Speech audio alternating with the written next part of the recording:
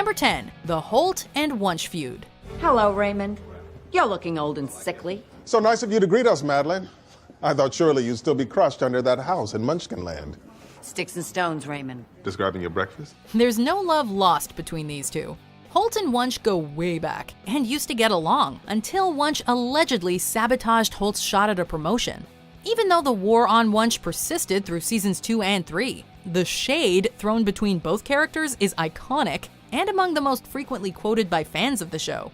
It's also fun to see that no one can get a rise out of Holt like Madeline Wuntch. Even when others tell Holt to take the high road, he just can't resist. Wuntch time is over.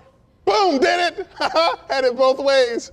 No regrets. Hopefully Wuntch makes a comeback soon, because we can't get enough of the barbs and pettiness sparked by this feud. Buckle up. It's gonna be a hell of a ride. Care to sit? I'm sure you'd like to take some weight off your cloven hooves. Calling me the devil? How original, Raymond. Actually, I was calling you a goat. You goat. Number 9. Gina's Dancing. Dance, dance, dance. To quote the flawless Gina Linetti, dance, dance, dance. Aside from her merciless jabs, insightful observations, and obsession with her phone and social media, dancing is a big part of Gina's life. We wish we had her confidence to dance without shame, especially around coworkers.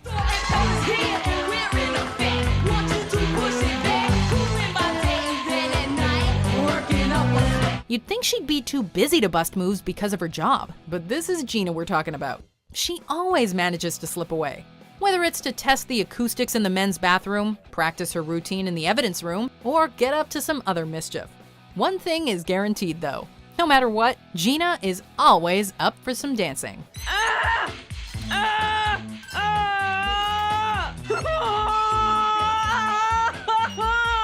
Number 8. Boyle's food obsession. That's the hoof. That's the best part of the stew. Oh man, think of it as marrow nugget wrapped in a thick toenail. There's always that one coworker that professes to be a foodie, but Charles Boyle brings it to another level. His expansive knowledge makes him useful with restaurant suggestions and solving problems when the 9-9 is in a bind. Like when his sensitive palate helped crack the arson case of Sal's Pizzeria. The crust was charred, the cheese was stringy and flavorless, but the sauce, oh Maron, the sauce. With such great knowledge comes a downside, however, as Boyle's unsolicited weekly email blasts of various eateries and questionable culinary explorations have grossed out colleagues and led to food poisoning, among other unpleasant side effects. You want to choose where we order lunch from today? Really? You're lifting the lifetime ban? I thought my lunch choices were quote-unquote horrifying adventures in diarrhea. Number 7. The Pontiac Bandit. What's going on? The Pontiac Bandit, also known as Doug Judy, is Jake's arch nemesis, a con artist known for stealing more than 200 Pontiacs. Doug Judy appears in each season and outsmarts Jake every time with increasingly elaborate plans to avoid the long arm of the law. Each time they cross paths, Jake insists they're not friends, but inevitably the two end up cracking jokes and making references. Thanks, Judy. You're a great hostage taker. What? Yes, sir. The chemistry between the cop and thief is undeniable and would definitely make Charles boil with jealousy. Even though Doug Judy appears when he needs help from Jake, the Pontiac Bandit always ends up having the last laugh. Is it bad that we root for him? He's just so likable. Five-o? Papa. Five-o? Papa. Five-o? Papa. Five-o? Guys having fun? Hey. Number 6. Robot Captain. Meet Morpsy.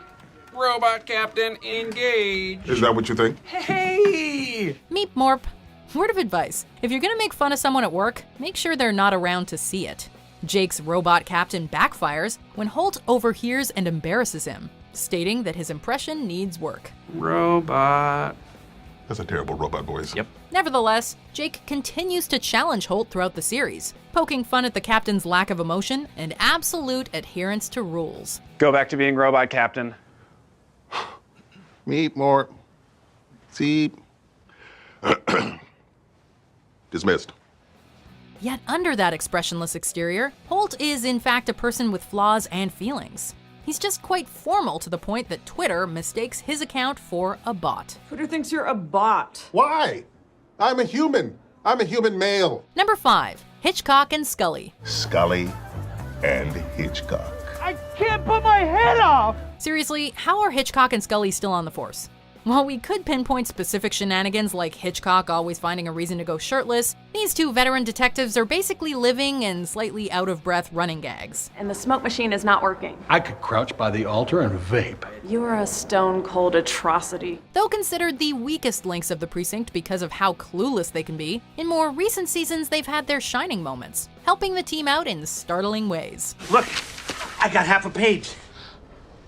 He is the one. They might be the most senior members of the 9-9, but their slapstick gags never get old. Hitchcock, why do you have your shirt off? Can't spill food on your shirt if you're not wearing one. What? Number 4, Terry loves yogurt. Try yogurt. We're in. Terry loves yogurt. Sergeant Terry Jeffords loves many things, but the one constant is his deep affection for yogurt.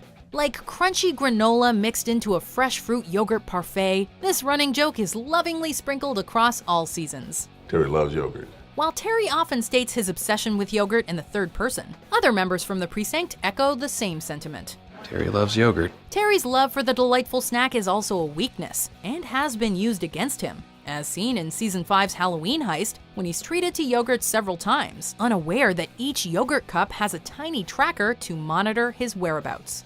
Let's hope no one messes with Terry's yogurt in the future. Devious, I know, but I also put a tracker in Terry's yogurt. Same here. No reason, just because you're a great sergeant. Now suck it down. Yeah, no problem. Take it. Swallow the gurt. Number 3, the Halloween Heist. What started off as a challenge for Jake to steal Captain Holt's Medal of Valor has evolved into a capture-the-flag-esque competition, with every character scheming and backstabbing each other in hilariously over-the-top ways. And that's why we're changing the name of the plaque forever! to what? Gina Linetti is the ultimate human/genius. Thank you. Over the seasons, the Halloween Heist has become increasingly elaborate and full of complicated plans, shocking double crosses, and fun callbacks. It's inscribed with the words amazing human/genius. The objective is to have it in your possession at midnight. As unpredictable as it is funny, the heist winner is almost always a surprise, which adds an element of suspense to an already engaging running joke. And no one won the heist.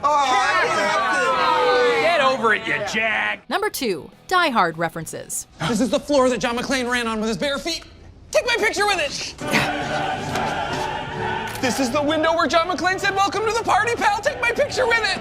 Let's be honest, Jake referencing and quoting Die Hard is as natural as breathing. This running gag is consistently mentioned throughout the show, to the point where the characters have even recreated iconic moments from the 1988 action flick. These include Homeland agent Kendrick shooting Jake with a gun he had duct taped to his back, and Jake jumping off the roof Die Hard style. See you in hell, kiddo. What? Yay! Bars, bars, bars! Oh, are there bars on the window? Jake's love for the movie is so profound, he's annoyed his co-workers enough that they know the movie verbatim. Die Hard even featured at Jake's wedding, with Nakatomi Plaza serving as the cake. A Nakatomi Plaza cake? The groom is on a licorice hose. Welcome to the wedding, pal. Before we unveil our number 1 pick, here are some honorable mentions. I told you, Jake, I'll do anything to perk up my little man. You gotta know how gross that sounds in your underwear. They were not, as the kids say, awake. Do you mean woke? I did mean woke, but it's grammatically incoherent. I finally won! Oh, yeah! Yes! Number 1, Amy's sex tape title. Can you magically make everyone kind, sober, and fully dressed? Kind, sober, and fully dressed. Good news, everyone. We found the name of Santiago's sex tape. Essentially the equivalent of That's What She Said, Jake can't resist poking fun at Amy's choice of words and her love life. He also uses it as a means of lifting the mood by making Amy the butt of the joke. It's happened so often that even Amy occasionally beats Jake to the punch. I'm horrible at this. When can we stop? I know. Title of my sex tape. Yeah, well done. The joke has evolved along with Amy and Jake's relationship, changing from an immature put-down to an endearing joke shared between the couple. Aw, character development. So sweet. I hope it wasn't a mistake. Hope it wasn't a mistake. Title your sex tape. Title of our sex tape. Did you enjoy this video? Check out these other clips from WatchMojo, and be sure to subscribe and ring the bell to be notified about our latest videos.